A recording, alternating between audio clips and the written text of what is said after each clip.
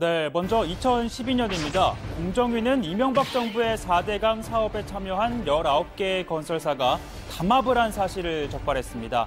이 19개 회사에 과징금을 부과하고 8개 회사에는 시정명령, 그리고 3개사에는 경고 조치를 내렸습니다. 담합은 공정 경쟁을 해치는 중대한 범죄 행위인데요. 그러나 이 19개 건설사와 임원들 어느 누구도 형사처벌을 받지 않았습니다. 자, 왜냐고요? 바로 공정위가 고발하지 않았기 때문입니다. 잘못을 저질렀다면 검찰이 수사를 하고 재판에 넘기면 되는 것 아니냐라고 반문하실 텐데 현행법에 따르면 그렇게 할 수가 없습니다. 자, 담합처럼 공정거래를 위반한 행위는 공정위가 고발을 해야 검찰이 공소를 제기할 수 있기 때문입니다.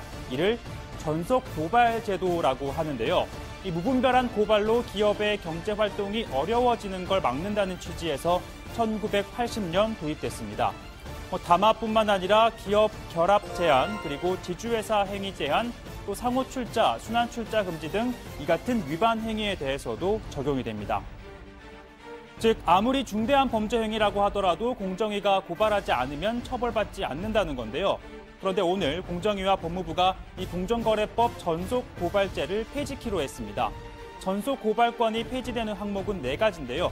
중대한 담합 행위인 가격 담합, 그리고 생산량 조절, 시장 분할, 그리고 입찰 담합입니다.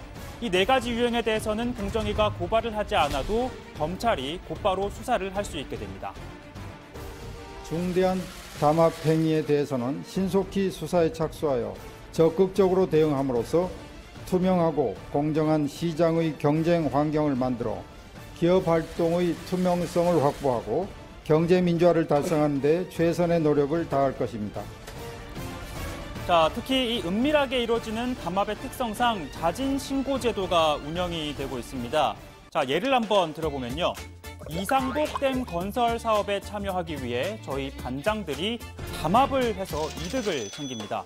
자, 그런데 적발될 것을 우려한 고석승 반장이 공정위에 전화를 걸어서 이렇게 신고를 하게 됐는데요. 그럼 공정위는 저희 3명에게는 과징금 100만 원, 그리고 검찰 고발을 합니다. 대신 내부 정보를 알려준 고 반장은 고발하지 않고 과징금도 50만 원으로 줄여주는 방식인 겁니다.